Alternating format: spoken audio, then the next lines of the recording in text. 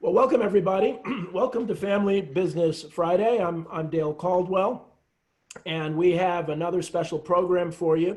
We have someone who's become a very good friend, Michele Siekerka, the president and CEO of the Jersey Business and Industry Association, known as NJBIA. Michele, welcome. Thank you. And so I'm gonna go through. I always like to just introduce Rothman, and so we're at Fairleigh Dickinson University, the Rothman Institute of Innovation and Entrepreneurship. We support, promote, and research entrepreneurship with a special focus on family and veteran businesses. We wouldn't exist without our sponsors, the TD Bank Charitable Foundation, Provident Bank, Sun Trust, and CINJ and Tony. We really have been partners with family businesses and other things. And so, Tony, just thank you very much. Thank you. Thank you. Some of the programs, and those who are regulars have heard me say this, but it's important. The Rothman Institute has been around 30 years, one of the first entrepreneurial institutes of the university. We've done a lot of work with students. We're part of this statewide university pitch, where students pitch their business ideas and get money for the winning business idea. We've had our Family Business Alliance, and really in the Northeastern region, we've been focused on family businesses to really help to mentor them, support them, provide information. Our Family Business Awards this year will be our 28th year. We're hoping to hold it in person the fourth week in October. We honor the under 10 million and over 10 million best businesses in the state. So if you know some folks who really deserve it, especially as they're dealing with the pandemic, please send us information. We'll make sure to get everybody information about the awards. We have a Veterans Launching Ventures program where we help veterans or immediate family members of veterans who have business ideas put their business plan together and seek support and funding. And then we have a small business series where we have some outstanding speakers talking about small businesses. One of the things that we're very proud of, and we're hoping to work with Tony and Michele, is Family Business Week. And so the fourth week in October, we've declared Family Business Week, and we're encouraging people around the world to identify and support a family business, hopefully every week, but certainly that week, almost like American Express's Small Business Saturday, to do that. And we've started Shop Family so you can support some family businesses. I have a TV show called Family Business World. Tony's been on a guest on the show. Michele, I'm gonna invite you to be a guest on the show. And what we do is we talk to family businesses or people that work with family businesses to really help them understand. People don't realize the largest segment of the global economy are family businesses. 80% of businesses around the world, and this show is on every Thursday at 10 a.m. and 8 p.m. These are our Family Business Friday calls, which we expect to hold throughout the rest of the year. And the whole idea is to provide wonderful speakers like Michele to inform people and give people a chance to ask questions who often don't. And this is our Veterans Launching Ventures program, which our national program started this past Tuesday. And we have, I think, about 7 different states represented in that program. And then we have a YouTube channel, where this will be on the YouTube channel, and a number of other things over the last 10 years of programs that could be very, very valuable. Like Michele, I'm part of the New Jersey Restart and Recovery Council for Main Street. Tony is on the Manufacturing Council, and we're going to talk about some of those things. But I always start out with this 2020. It's just been a crazy year with this sign. Hopefully we'll go the way of the dodo bird. We won't see these after the next few weeks. We'll get rid of we'll open up all business and get back to, and this is a few weeks old, but this is, I always like to show this because we thought the 2009-2010 crisis was the worst it could get. 700,000 unemployed claims was the max. Now we're, at one point, it's come down some. We're nearing 40 million unemployment claims nationally. And I heard something like, and maybe Tony, Michele, 25% of the workforce in New Jersey has filed for unemployment. Did I see something about that? Yeah, it's actually like 26, over 26. Yes, that is correct number. Incredible, incredible. Never happened before. And then I like to show this because people don't understand that we are a small business country, which is why unemployment is so high, because small businesses are down. Almost 70% of the businesses are under 100 employees. About 20% are under 500 employees. So that's why we are where we are. And so I mentioned to Michele, and I saw this slide earlier. It's a little blurry, but I found this very interesting and wanted to share this because it breaks down how much cash is available to businesses. And so the bottom part, the gray, are those that just don't know. But you see, from May 2nd till June 6th, you saw 7, 9, 5% really have no operating cash on hand. The orange are those that have 1 to 7 days of operating cash. The yellow are 1 to 2 weeks of operating cash. And the green are 3 and 4 weeks. And so if you're dealing with a month or less of operating cash, this is a challenging time. Michele, I'll start. Any comments about this slide? What are some of your thoughts? Oh, I mean, sobering. You know, we've been saying from the very beginning that New Jersey, you know, small business, our Main Street businesses and our small and mid-size, they don't have rainy day funds that can get them past. And we were saying, you know, 8 weeks at best. And this, you know, this really plays it out. So this is frightening. And this is why we realize that, you know, we certainly advocate for a responsible reopening, but we have to recognize that we have businesses that just will not be able to come back. And the thing I like to highlight every week is, well, why is it that politicians aren't as attuned about small businesses? And the reality is that big businesses have enough, a large enough margin that they can hire lobbyists to advocate for them. And unions have a large enough margin they can hire lobbyists. So the politicians are working hard in Trenton or DC, and all they hear from unions and big businesses. So they think they're the employers. Yet small businesses don't have the amount of money to lobby. And so one of the reasons that I admire Michele and Tony Russo so much is that they are unpaid lobbyists for small businesses. They represent large businesses too, but they understand that as small businesses go, the economy goes. And so, and there's some others, Michele, who are some of the others that are actually actively representing small businesses out there? Well, I would just say, I just backtrack for 1 minute, if it's okay, Dale. You know, NJBIA, of our 12,000, you know, member companies, 85% of them are 50 employees or less. So we truly are at the heart and spirit of representing the small business voice across the state of New Jersey.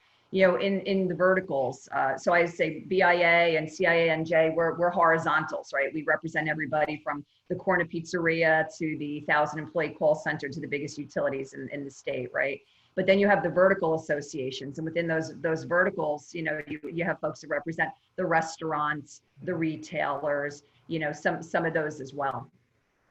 And Tony, is your breakdown about the same as far as small business and big? Yeah, I agree with Michele. I mean, and the important stat there is less than 50 employees. I mean, it's small business in a true sense. Yes. Excellent. So this one too, and I think it's important for us to kind of know that, you know, things are lifting. So the stay-at-home order is lifting June 15th, outdoor dining, limited non-essential retail, pools, youth summer camps, you know, gathering limit increase to 100 people, going to 250, hopefully at towards the end of June, indoor gatherings. And so things are happening, but many of us would say not quick enough. To really help support the businesses. Michele, any comment on this?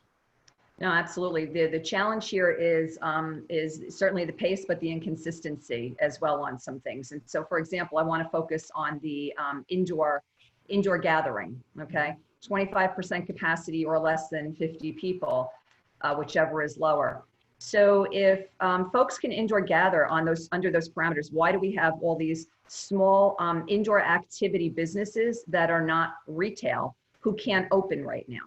And I'm talking about an easy example, the ballet studio. All right, the ballet studio has a small class of 10 students who can socially distance, who can do all the safety precautions, right? They all have plans to show that they can check the boxes that would be on the Jersey One Pledge or One Jersey Pledge, right? Why are we holding them back? That's not, you know, and then we hear on indoor activities, you know, if you say indoor and anything that's touch, you know, it's like the world goes on fire.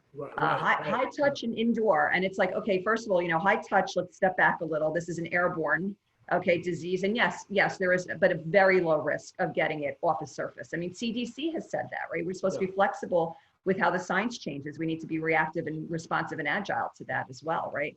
But you have people who say, well, I can wipe down the surface in between the classes or the groups, right? So we have a host of indoor activity businesses that have no light of day of even when they're going to be able to open. And that goes the same for indoor for restaurants. Okay, if you can have people gathering under this particular lifting of the 25% or 50 people, there's no reason why if the restaurants can't, separate the tables inside and otherwise you can't have the same interaction. And very well said. And I know, Tony, I know you had a seminar, Michele, I don't know if you did, about the UV lighting now, in overnight and so on, that as a way to clean. Either of you say something about that, the UV lighting? Yeah, I mean, that was one of the things that we did. The important thing, and just to kind of piggyback on what Michele was saying, it's not like our businesses have been taking the last 3 months off. A lot of them, if not all of them, have already prepared return to work plans that include sanitizing, cleaning. The UV lighting, I mean, that's on the more expensive side, and I know some companies are exploring that, but the takeaway here is I think a lot of them are ready to bring people back, customers, vendors, their employees back in a safe way. And I'll stress too that this is a lot of this is the season for a lot of our businesses, right? The spring and summer. So as we do the slow walk back, these weekends are valuable, the days are valuable, and unfortunately it's lost income and revenue that they won't get for the rest of the year. That won't ever get back. And so, Michele, we saw this slide today too, just the national sample versus New Jersey on kind of what do the respondents say about maintaining physical distance of at least 6 feet apart. And Michele knows in the Main Street, I asked the question that, I thought it was either stay 6 feet or wear a mask. And if you do both, why can't we just do everything? So, I didn't get a good answer to that. I still don't. Michele, any thoughts about, I agree. I agree. I wholeheartedly. And it seems like most people are willing to do that. They're willing to cooperate, limiting the number of people. I guess, and Michele, I see the Home Depots and Lowe's are open, but other businesses aren't. And so how does that happen? How do the big businesses, is that lobbying or what, how does that happen? And we love Lowe's and Home Depot, but. That was the frustration from, from the get-go is we had our large big boxes deemed essential. And our small businesses, were kind of put on the side. So the challenge here is you have large, big boxes that because I'll take Walmart, for example, because Walmart, has food. Okay. They were able to stay open and they were able to sell everything. So now, if I have a sneaker store on Main Street, all they do is sell sneakers. And they should be able to, at the exact same time back then, right, have social distance, et cetera, just like you would. Because honestly, I say all the time, I talk about my own feeling of confidence, et cetera. I would much prefer to go visit my downtown store where I've known the owner for 10 years. And I know that at any given point in time, there's 5 people like in that place, right? And I'm there to conduct a transaction, then go in the middle of Walmart during a pandemic. Right. Exactly. So we'll do that and I will stop sharing and then we'll ask some questions. I want to make sure we get some questions from folks because I have a million questions. So first, going forward, and then we'll get to some of the restart things. But going forward, clearly government didn't understand how important small business is. One of the things that I brought this up today with the Governor's Restart Commission, that a number of my clients, actually where my TV show is, they are having trouble because their credit rating, they're a small business, their credit rating is being hurt, even though they said you don't have to pay me for 2 months. And it's fine for the EDA, but if they're trying to get money from a bank, have you heard that? Have you heard that with your constituents? Well, this is something we talked about again from a policy perspective. These are real issues. When we were talking about the need for businesses to have target dates to open and have that predictability and certainty, we were saying they're out applying for loans and they have to put a business plan together to get a loan. They can't put a business plan together if they don't know if they're opening on June 1 or August 1. They have no idea what their expenses and their revenue is going to be. So significant hardship. And yeah, I mean, we always talk about the boots on the ground, right? You have to take the information directly from those who are the boots on the ground to understand, the shoes they walk in and how things get done. You can't sit at a policy level and not engage those who you're affecting and ask them in real time the practicalities of policy on them. Tony and I see this all the time, right, Tony? I mean, we pass policy. We never think about the unintended consequences. We never think about it being in practical application, right? Guidance coming out now, like our big question right now, and I ask every week on our coalition calls. Tony and I can talk about our coalition a bit, but who's hearing as guidance is coming out? Is there anything that is considered, I hate to use the term overreaching, but too difficult in order to do, and why? And you think, like, you look at some of the stuff coming out, it's like, well, why do you have that imposition on there? That isn't really tied to science, right? So let's talk about that. So yeah, it's significantly difficult if you don't think about the practicalities of application when making policy decisions. Right. Yeah, the only thing I would add, Dale and Michelle, when I was talking to one of our bankers and he told me that, they want to be able to loan to small businesses, but one of the things that they have to do internally, right, for their guidelines is the ability to pay that loan back. And to Michelle's point, if they can't show any kind of revenue because we don't have any certainty on dates, the bank's hands are tied. I mean, it gets that detailed where they have to have the ability to generate revenue and predict that revenue. And unfortunately, and I'll use, and I think I'm sure Michelle's got caterers too, but as one caterer told me, I can't just open up next week. So it seems like the governor at each press conference, lets something out. Well, he's got to plan weddings and graduations and ceremonies. He needs to be able to plan that with his customers. And that's the kind of appreciation I think sometimes the governor and the governor's people need to better understand, that, they need to plan these things out. Yeah, and I think that's a powerful point. One of the things that we're hearing too is, and it's not even just a few weeks, it's months. We have, as you heard, our annual Family Business Awards. We're in Crystal Plaza, in Livingston, and it's a beautiful place. And they don't know if they're going to be open. We need to make plans for that. What are you hearing, and what's your sense of? And I'll say this too: the university, Fairleigh Dickinson, like a lot of them, is thinking there may be a resurgence after Thanksgiving. So we're looking to finish our first semester before Thanksgiving. What are you hearing, Michele, Tony? What are you hearing about that? Yeah, I'll stay on the last comment first about the universities. That is becoming what we're seeing as a norm. Many are thinking of bringing their students back earlier, and when they go home for Thanksgiving, not having them come back at all. So we've heard a lot, a lot of that.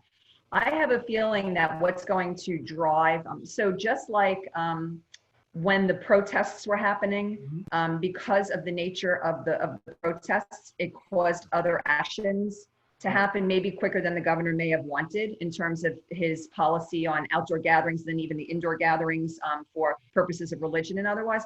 I think what will happen is there's going to be tremendous pressure to open the casinos, tremendous pressure to open the casinos. If the casinos don't open by July 4th, they're done. They're done for the summer. And so that pressure, as soon as you open a casino, there is no way you can't let all the other things open as well, right? And you can't open a casino without indoor food. That's just going to be like a non-starter. And so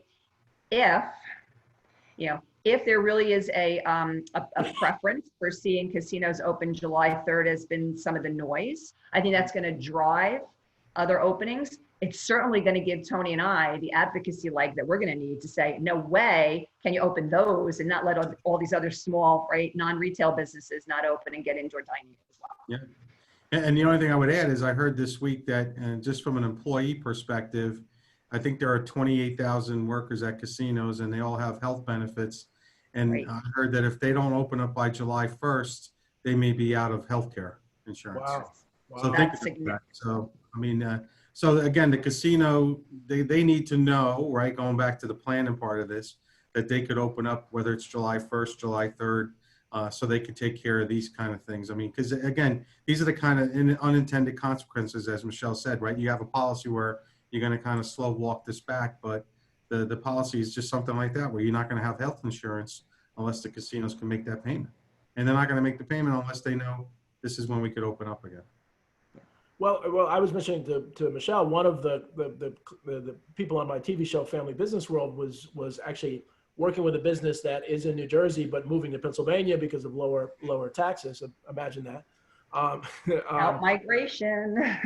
and so, but in Pennsylvania, they're working with some of the governing bodies that somehow, I don't know if it was the equivalent of the SBA or something, but they had stats on the number of businesses that said they aren't opening. And there was some number like 30,000 businesses in Pennsylvania. I don't know if we have, and I don't know exactly where they track that from. Are you getting, either of you getting any sense of the numbers of businesses that are saying, no mas, we can't open up? So we certainly hear it anecdotally, right? I mean, certainly hear it anecdotally every day. And Tony does. Tony, you're taking those painful calls just like I am. From the data side, though, and we have, Focus New Jersey is the Center for Economic and Workforce Development Solutions. So we do all our research through there. They've been trying to get data to start tracking trends, and that data, it's just not, it's just too soon for that. It's just, we can't get our hands on it yet. Right. And so one of the other things we were talking about for the small businesses that are staying open, the whole idea of the PPE, how do you get it? Where do you afford it? How do you have it for your customers? What's the latest, Michele? What's the latest on that? And I know you've been working hard on that. Yeah, so, well, the latest is that the EDA, the Economic Development Authority, put out a request for information, RFI, to learn about where there are opportunities for a consortium or a cooperative, which would do big bulk purchasing in order to drive down the price. So that's one important feature, is we have to get a price point, because this is an added cost for business that they can't afford. The second is, how do we source from inside New Jersey and create jobs? Because New Jersey is ripe with manufacturing. And we know some of our manufacturers have been able to retool during this time in order to meet the needs of personal protective equipment, whether it's masks or gloves or sanitizer or a myriad of things. And so we are hopeful that we can marry together the supply in New Jersey, which won't be able to fill it all, but make a priority of supplying from New Jersey, either manufacturers or suppliers, distributors, right? And then on the demand side, we have to, have a responsible way of trying to capture the demand so that we can pull it into a cooperative-like way to bring the costs down. And we're working on that with a collaboration of folks. And I feel confident that we'll come up with something. And EDA has signaled that they will, make an investment in this if it's done, appropriately. And if government dollars can be used. And this is exactly what Federal CARES Act money can be used for. And so I'll just finish with saying the idea of getting money to the manufacturers to retool, or also to help drive the cost down on their side, because it's more expensive to produce in New Jersey than perhaps to procure from out of the country, right? So to close the delta. And the other side of it is, or put money to give vouchers to those who are purchasing, that it has a value that you can only spend it in the consortium. Right. See, I think that's, I had written an article in NJBIA, and one of the things I talked about is a circular problem that we have in government, is that small businesses aren't making money to pay taxes so the government can help small businesses survive. So I have my thoughts about this public payment program, but any thoughts about how does government, because government's running out of money to, even if government wanted to support every small business, they couldn't. What do you do? What do you do? And Michele, I'll ask you, and then if you have follow-up, Tony. Yeah, well, we are looking at the challenge of the state budget. Look, let's step back pre-COVID. We were already at a fiscal cliff in New Jersey. Okay, yeah. I mean, our long-term debt increased, over 350% over the last 10 years in the state of New Jersey. Okay, so we had significant economic challenges coming into this budget year to start. And now we layer COVID on top of this. New Jersey is the only state that extended their budget year. So, our budget has now been extended into September. We're the only state to have done that. That'll bring its own interesting challenge. So I will give credit to the governor and the treasurer, who did make some interim, cuts, if you will. However, some of those cuts need to be permanent in nature in the future budgets, number one. Number two, those cuts did not go deep enough. And number three, while the private sector is experiencing things like layoff and furloughs, et cetera, not that we want to see more people on unemployment, But if you have government workers who are not working and are not essential, then you need to furlough them, because we're spending those tax dollars today when they're not working, and we're not going to have those tax dollars tomorrow. And then of course there's the whole reform agenda, Dale, on top of it, that existed before. The pension crisis, property tax, funding transportation, consolidated services. Yeah. What the interesting thing, Tony, I was saying before that you both came out of DEP, and you spent some of your career. So I said DEP, somehow nobody would ever think would develop two outstanding, heads of chambers. Yeah, I think Michele beats me. I only was there 4 years, where I think, Michele, you had 6, 7? Actually, a little under 5. No, so, Okay. so I didn't beat you by too much. And I used to be Deputy Commissioner, Department of Community Affairs. So we were all in government. And back in the day, government workers were paid a lot less than private sector workers. And so the benefits and other things were because of that. But really, years ago, they are actually doing better than a lot of the private sector workers. And so there really hasn't been, and I'm a supporter of my government working friends and so on, but there really hasn't been a realignment of government and the private sector, because we all know that, so both of you talk to me about that. Yeah, the one thing I wanted to say about the income, on the income side, and Michele knows this, right? We always spend January through June to talk about the state budget, and they call it the April surprise, right? When the tax returns come in, because then Treasury knows exactly what to expect. Now it's going to be the July surprise, right? Because now everything was extended to July. They won't know really what the state's going to bring in until late July, early August. And that seems the surprise to me. It's kind of antithetical when you think about it. And I know Michele and I have done this, where the sooner we can get these businesses back to work, the more that they can collect sales tax, income tax, corporate business tax. So it seems like they have to get to that point where, just this week, I guess now, the unemployment fund, they need some federal help. So it's like Michele's point, this is going to be a summer like no other, and I don't know if people appreciate that they only have a couple of options here. They could either bond, right, which they want.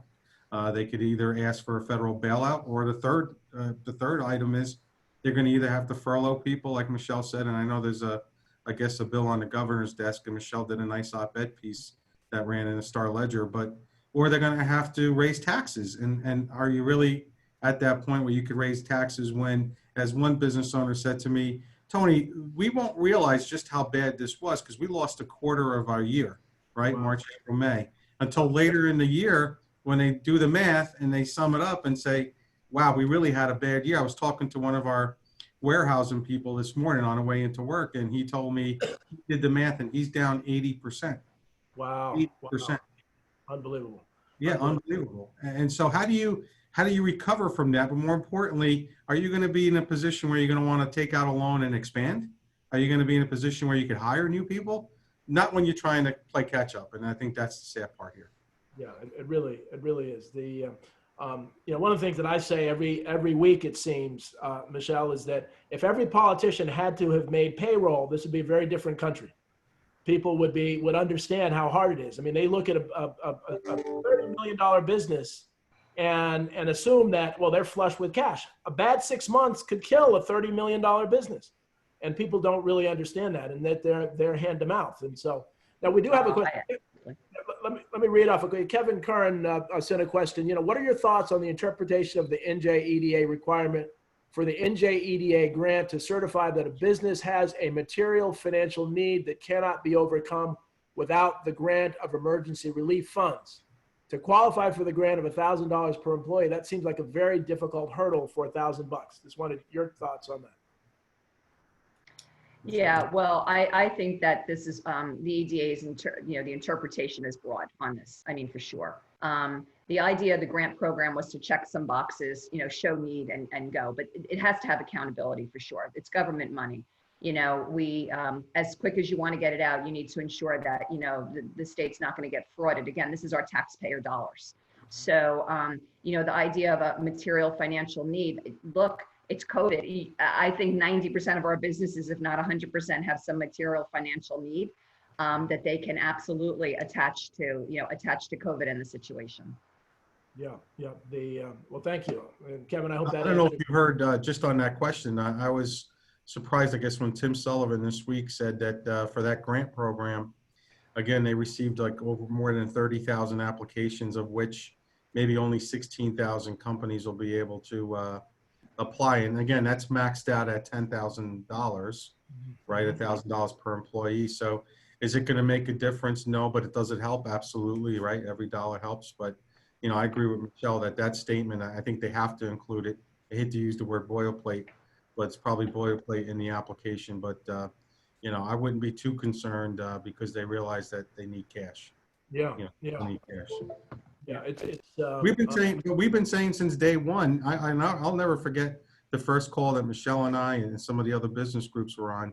We said it back in March that cash flow is going to be a problem, right? Because at that point everything stopped, whether you were essential or non-essential. And I hope and to use the governor's term, I hope when they do a postmortem here that or postmortem, you know, as far as you know how they handled this, that they recognize that maybe the words essential, non-essential for businesses really wasn't the right approach. All businesses are essential, and I think you can, you know, make the argument that everybody generates that tax revenue, generates those jobs for people, and that when those jobs are quality of life for many of the people. So I think, you know, hopefully they'll go back and say, you know, we could have probably done this a little differently. Not to take away from the health side of it, and you know, and your heart goes out to the people that were impacted, but I think we could do this in a safe way.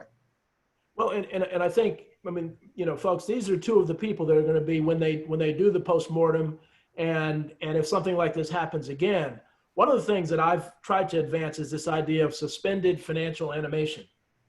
That if you're going to shutter businesses and say you can't open, you can't let them continue to accrue debt. You really almost have to say, you know, okay, all bills, and then government funds the payer of last resort, which could be the banks who are loaning to the real estate companies that aren't getting paid by the, you know, by the companies. I don't know what you think about that, but this whole idea of you've got to stop everything. You can't stop some things, and people are really suffering because some things were stopped and other things weren't stopped, and they're out of business. So Michele, yeah, you know, I'd say this is why the resiliency plan is so important right now. You know, we need to clearly understand what is going to be the plan in the event of a resurgence in the fall, right? Everyone believes there's going to be one. So, and this is critically important for business in their business plans as well, because if you're sitting there going, right, am I going to take that loan only to be shut down again in the fall? You can't have that, right? So we need clear visibility. I mean, this is the next big, and Tony, right? This is the next big thing for the coalition to be pushing on, right? Is where's the resiliency plan? Who's having the discussion? And what can we expect on the other side?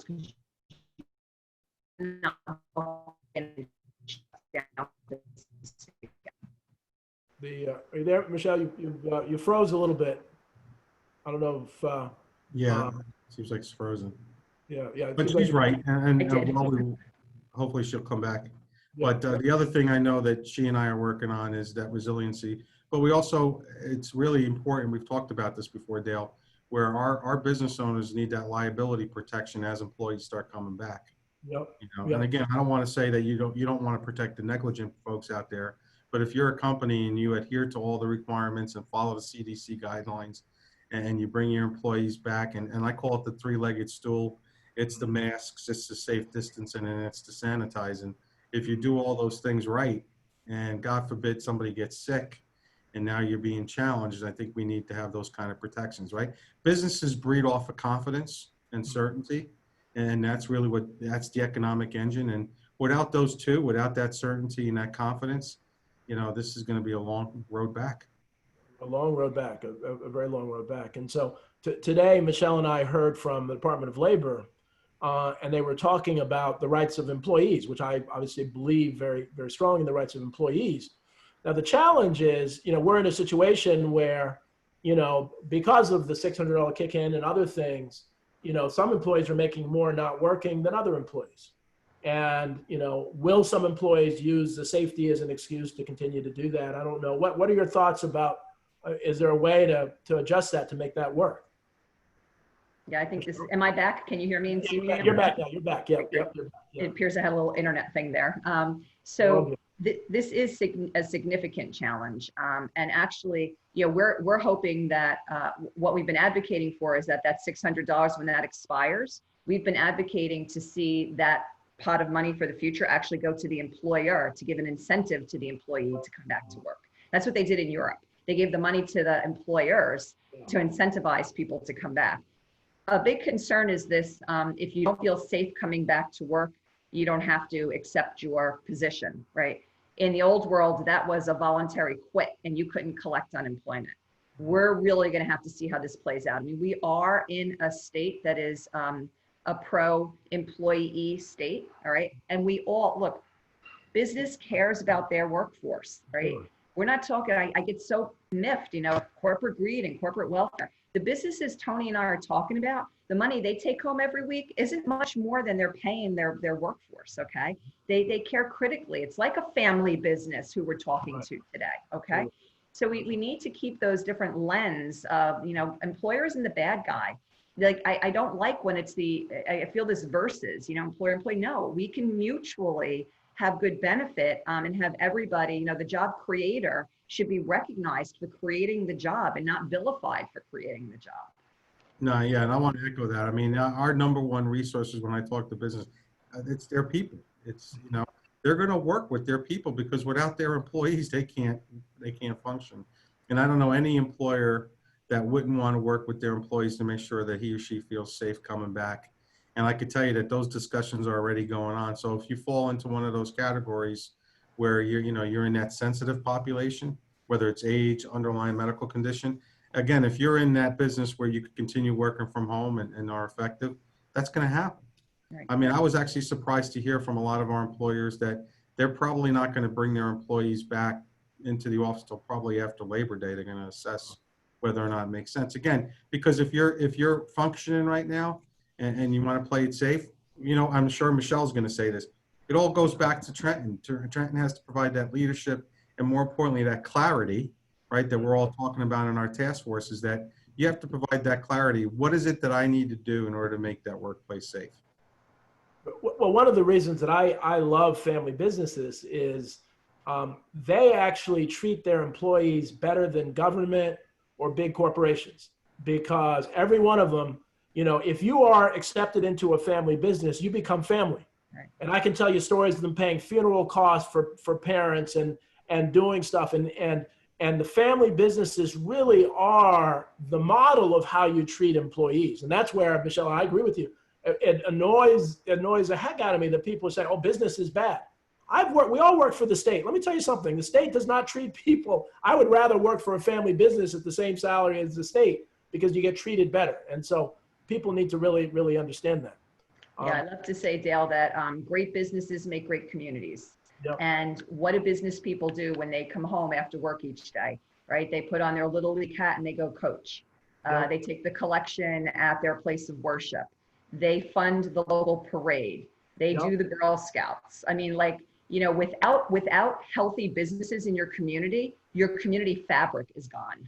Yeah, exactly. And it's so basic, yet folks don't really seem to understand that. And so the other thing, as I said, one of the recent articles I wrote was about this public payment program. And I had talked about, because of that cyclical nature of the fact that government is running out of money, there is money that's being spent. And in that article, I used the example of the Camden school districts, the Jersey City and the Newark school districts. Their budget is $2.1 billion for just 3 school districts. If they just spent 5% with New Jersey businesses, and that's it could be janitorial, it could be bus companies, it could be food service training, that would be $105 million spent in the community. And so I was advocating, and I continue to, and I was on the governor's transition committee. I advocated then that they should publicly report. But I'm saying take it even further, have public agencies report what percentage of their budget are spent with New Jersey businesses. Because what people don't realize, and I'm vice president of the Brunswick board, I was president of the Brunswick board, is that people don't think about that. They basically find a teacher trainer who's at Ohio, who's really good, when there are plenty of people in New Jersey who could be doing that. And I think we're not really putting enough pressure on taxpayer dollars being spent in New Jersey. Michele, what do you think about that? And then Tony. Yeah, 100%. I agree. And I mean, I served on a school board for over 12 years myself, and I know what that's like as well at the local, at the local level. Look, that's why we talked about with the PPE earlier, right? If we could build a consortium to keep product in the state, we know it's going to be, because there's such a high cost of doing business in New Jersey that existed pre-COVID. We know the cost of procuring in the state is going to be higher for those products. But let's not stop and say, okay, then let them go buy it somewhere else. No, let's create the opportunity to fill the delta and keep it here, because we'll create jobs. And when we create jobs, we create revenue and we create taxes back to the state. That's what's good all around. Absolutely, absolutely. And as we look about, as we're going forward, what do you see for small businesses? I mean, those that have closed, I mean, how do we, if I'm a small business and I'm looking to reopen and restart, who should I turn to? I mean, I'm attending these webinars. I'm hearing some great information. What advice are you telling your small businesses that have been closed and are opening up now? What do they do? Well, again, both of our organizations provide a lot of resources. I'll throw out ours. So if you go to www.njbia.org/recovery, that'll take you to a page where, first of all, you'll see the recovery framework, which is a policy document that Tony and I and about 100 other association heads have worked on together to advance on what a responsible reopening would mean in New Jersey. Along with that, we have 30 some odd best practice documents that are vertical sector specific or geographic. So folks, there's a lot of resources there to put together your template. We also have the reopening toolkit. And that literally is, if you check all these boxes, right, this is what your template should look like for your workforce, for your customers, for your vendors. And then the last piece for BIA is we have a certification program. The first class is on the 23rd. It's a 3-hour course. It's taught by certified OSHA and CDC folks. If you take the course, you get a certificate that says that you have taken training in this. And at the end of the training, you have to submit your reopening plan, and they will review your plan with you. And then when you do that, they'll give you your certificate. So now you can build public confidence by saying, I've done all these things, I've checked the boxes, et cetera. So we have a host of resources, and I know Tony does as well. And that's the message to those out there. There's no excuse now. I mean, you're stuck at home, you're working. These two organizations provide tremendous, I mean, really is amazing how much information you get, and you should be that much smarter. One of the things that has concerned me working with small businesses, especially family businesses, is that they've been very close to the vest over the years. They don't want people to know anything about them. They don't know their legislator. They don't know their mayor. They don't know this other stuff. That has to change. Yeah. And I'd love to hear from both of you say that. I mean, that has to change. You've got to get out of your home and office. Yeah, I know Michele and I keep saying that to our members over and over again, that, they have to hear from not me and Michele, they have to hear directly from the business owner. And I can't stress that enough, that means something and that matters. An email, a phone call, a tweet, they have to know you exist. They have to know what your concerns are, and you have to be heard. And there's no shame in bringing that passion to Trenton and say, we need help. We need you to do this. We need you to do that. And I'm hoping that maybe the takeaway from all of this is that people, especially our businesses, will become a little bit more passionate about politics and how important politics are, and hopefully they'll get re-engaged or engaged. And resources too. And again, I mean, the small business development centers out there, the other, the Rothman Institute. I mean, you've got to take advantage of that. And frankly, you really have to have, and I do a lot of lectures on the entrepreneurial mindset. And it's not just running a business, it's really just being forward thinking and innovative and really coming up with new things. And I find that not every small business owner is an entrepreneur.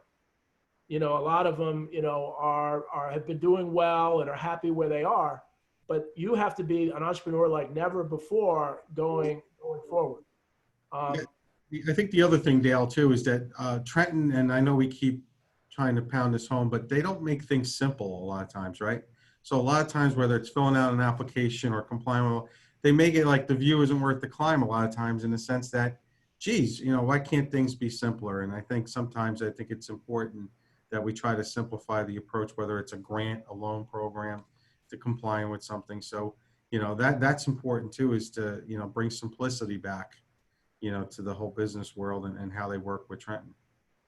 Right. And you both know Jeff Cantor, who founded the Veterans Chamber. So Jeff, really just a year ago, so I got to know Jeff real well. And so Jeff told me, and they're trying to change it, that New Jersey was the only state where veterans had to pay money to start a business.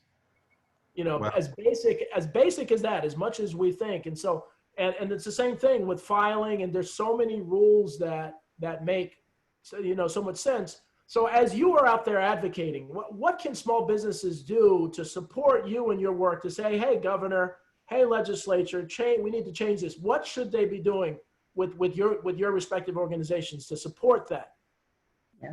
When we send out an action alert, you need to take the action. We can't make it any easier for you.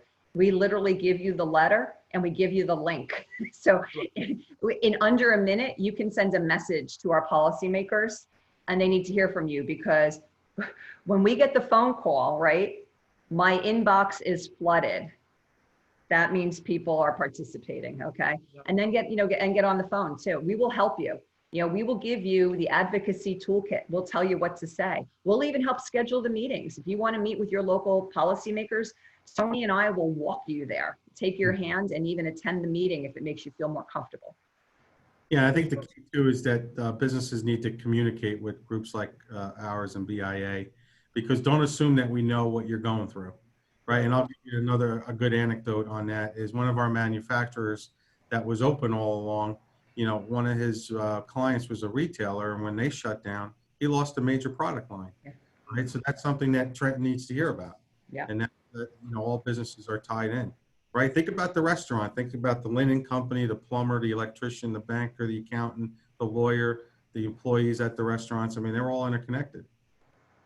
So one of the we have some not nice person on the line. Now this is Juneteenth, so if anyone knows Juneteenth, it's important to understand the Juneteenth celebration. But one of the things that it's important to really think about is how do you identify as a small business where who you go to, and on your sites, are there, say I have a specific problem, I need some advice in sales and other things. If they go to your organization, Michele, how do they identify that? Yeah, so again, we have a host of resources. We have certain ways, like many ways to connect our members to each other. A lot of B2B, again, as does Tony. For us, it's really important to understand most specifically what a business needs in a moment in time, so we can direct them specifically. Folks can get overwhelmed with all the resources that we have. And so we really like to step back and ensure that we're engaging in a good discussion where we can direct them clearly and specifically to what they need, and just to make those relationships. And I'll just say, to me, relationship building is the key, number one. If you're going to just be transactional in B2B, and look, there's a lot of stuff that's transactional, right? I got to go in and buy a pair of sunglasses. It's transactional. But when I go buy the pair of sunglasses at my Main Street store with the owner I've known for 10 years, that's the relationship, right? And so taking a transaction and building a relationship, that's how real good business gets done. Mm-hmm. And so now I know we were talking earlier about your connection with other states. And what's going on? Are there other states that are a model, or what are some of the other states doing that are good for business? Yeah, so I was sharing at actually 2 o'clock every Friday. I participate in a national call, the Council of State Manufacturing Associations, through the National Association of Manufacturers, and we share challenges, best practices. What's been really great, that certification program I talked about a few minutes ago. We got that lead from my colleague in Tennessee. Oh, really? And he turned us, right on to the national accreditator, and we didn't have to change anything, right? He said, and then you create your own badge, for New Jersey or whatever. The toolkit that I mentioned, that toolkit has been evolving from all our colleagues around the country as we share best practices. We keep updating it, and so on these calls every week we talk about COVID, right? We also, though, last week as a business community, we talked about what's going on in our world right now. And unfortunately, the disrespect of some people and the lack of awareness to what is going on in our country today. And as business leaders, this is a significantly important issue for us as well. We can't ignore that and what our role in all of that is as well. So, but nationally there are, so, you know, in our advocacy, and again, Tony knows this because of our coalition, when we asked for specific targets and predictability and certainty, we called out a state like California, where they've got these beautiful guidance documents for every single industry, and it's been posted for weeks, right? And even New York has the same, right? But here it's like we in New Jersey, our frustration has been that we can't seem to like walk and chew gum at the same time. It's like, we got to finish this before we get to this. And it's like, that's what's painful to me. We should be lifting up 50 different sets of guidance, and we could have been doing it. That's why we put that recovery framework up. We put that up 10 weeks ago now, Tony, right? I think it went up May 1st or something, even earlier, because we said, here are best practices that the state can easily turn into guidelines if they want to. Look, and thankfully, you know, the data is on our side, right? All the numbers are going in the right direction. You know, that definitely it seems to be like things are being controlled. And I guess that's the growing frustration with a lot of our members is not only has the curve been flattened, but it's been on a decline. What are we waiting for? And I got to tell you, it befuddles me, and I know it befuddles Michele and a lot of businesses out there. And hopefully, you know, the governor will understand that and just get us to a point where, you know, we could start to reopen. Yeah. Well, one of the things, I guess, lobbying nationally is this whole idea of the $600 kick-in. And we alluded to it on the state level, but and Michele, maybe it would be great if that went to the businesses. Absolutely. Right? That you had normal unemployment, you know, and I don't know if that group is lobbying, you know, federally, that would have been perfect, you know, to really say, you know, $600 to the business, regular unemployment, but that kick in so people would be coming back sooner. Yes, no, we are. We have regular dialogue with our federal delegation. We've hosted our federal delegation, including our senators, on webinars. They've been extremely supportive of the business community. I mean, I give a shout out to our federal delegation, fighting really hard in DC for our fair share. Because, you know, in New Jersey, we're a donor state, meaning we send a hell of a lot more money there than we get back. And we're the biggest donor state in the nation, the biggest donor state in the nation. That has to change. Well, and so one of the things that I think is important to understand is that this is not a partisan issue. And I think a lot of people think one party, you know, is over the other. This is really a bipartisan, if not, you know, nonpartisan issue. Businesses create jobs, and jobs make the economy, and jobs reduce poverty, and jobs reduce crime, and jobs. And so I think it's really important for us to really recognize that. And really, because I think too often as we talk about divide and, you know, that we jump on one side or the other. You're this person, you're that person. And so it's important for us as people who, one, love this country and love jobs and it's important to really support that. And both of you have just been tremendous at really advocating, working with Democrats and Republicans and independents on this common issue. And I think in some ways Jersey is good that way. So comment on that. Go ahead, Michele. Yeah, I'm heard often saying that we lack good public discourse here in the state of New Jersey, the ability to sit and problem solve across party lines, right? Politics is real. I mean, politics is everywhere. But sometimes when politics holds back things that are significantly and critically important, you know, we really need to kind of sweep it aside. And so, you know, again, Tony and I are huge advocates for good public discourse. We want to know that people are engaged. We want to know that we can sit and have dialogue with stakeholders around the table, and then be problem solvers all together. Don't bring us, you know, don't just present the answer to us, because then what happens is we wind up not having been able to input the lack of practicality that we talked about earlier in how that policy is going to apply to business. You bring us in early, we can start showing you where the warts might be and where the pain points might be, and then we might actually be able to get even better policy out of it on the other side. So I realize that's a nirvana world, but, you know, a girl can dream, can't she? It's all about, Tony, you can say something? No, I just want to say that, I mean, like Michele said, I think it's important. I mean, we're business advocates, right? So I think it's important to state your position, but also hear the legislator, where they're coming from, right? Because they don't have easy jobs, right? I like to tell our members, think about the 120 that serve, right? They all have different backgrounds, but they're getting hit from every side, from every stakeholder group, and they have to make decisions based on what they're presented and what the information. And a lot of times they don't have a lot of time to make that decision. And so it's important, again, to feed them that information, have that discussion, that discourse. We're not going to agree with them all the time, but you know what? You're not going to get everything, but like somebody said, you're going to get something. And I think that's the art of, Trenton and politics. And I do believe it's not political science, but more of an art form, that you just have to present your case and hope that, your information, you have to verify it, make sure it's accurate, but then you have to understand, and again, it has to be, and a word I'll use is there has to be an appreciation from both sides. What is it? What are your issues, your concerns? Here are mine. And then that's why we elect these 120 people plus the governor, right? At the end of the day, what are the three magic numbers that people say, right? 21 in the Senate, 41 in the Assembly, and 1 with the governor. And those are magic numbers that people need to, and that drives New Jersey. Those three numbers drives New Jersey. Yeah, it is amazing how many people don't realize how influential politics is in every aspect of this state. And so speaking of that, so the next round of financial support, I know Washington federal support, what are you hearing? What is coming out? If anything, are you, what are you hearing?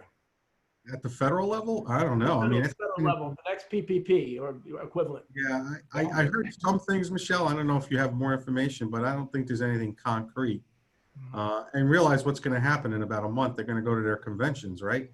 Right. Both in Democrats and Republicans. So if I had to go out on a limb, I'd say if we do see things, it's probably going to be cleanup legislation, probably fixing some things, but nothing more than that, because it is a congressional race. It's a presidential race, so what happens, right? They usually don't like to do anything too controversial right before the elections. And so, Michele, do you hear any more? Are you hearing any more about that? No, I mean, the latest round is really there's the HEROES Act, which is at a stalemate. I mean, there's some stalemate. That said, if there's enough pressure brought to bear for the need for another round of funding, just beware, because there'll be so many Christmas tree items in it that we may get some funding, but we're going to get a lot of fat with it too. Well, as I said, our family business week is the 4th week in October, and so we are, our motto now is to vote family business. So we're not picking sides; we're just saying vote family business. So hopefully we'll get, and we're actually looking for a big sponsor to really support that. But we as Americans, people need to focus on family business no matter where you live, and really to make sure that. By the way, Dale, I know we're running out of time, but I'm sure Michele would agree. We need more Dale Caldwells in New Jersey. Oh, for sure. We do at FDU and the Rothman Institute. I think the more we can have those kind of groups, and, really be another voice, I think you've definitely, raised the bar. And so you deserve a lot of credit for what you do. Well, no, and it's an honor to have both of you on the program, and I just want people to know how hard you work on behalf of them going forward. And a lot of people may not even know your names, but they have a good advocate. But you need help, and that's one of the messages of today. I want them to know you have folks. You don't have to necessarily be a member to reach out to them. If you need their contact information, we're at rothman@fdu.edu. We'll get it. But we're all in it together, and we have to make some noise if we want to see things change so that businesses can grow. So thank you both. Michele, thank you so much for coming on. Tony's with us every week and does a wonderful job. It's just great to have you. Any final word, Michele, that you wanted to say? No, I appreciate the opportunity. The thing I always say in my role, the most important thing I can do is spend time among the business community, talking and listening. And as people who influence policy, we need to hear from our businesses, and we need to take what you tell us, and it informs our policy, and then we go to work. Excellent. Great. Excellent. Well, thank you both. And thank you all for listening. Thank you for your questions. Have a great weekend. And remember, if you heard nothing else, advocate for small businesses. Bye-bye. Thank you. Thank you, Dale. Thank Thanks. you.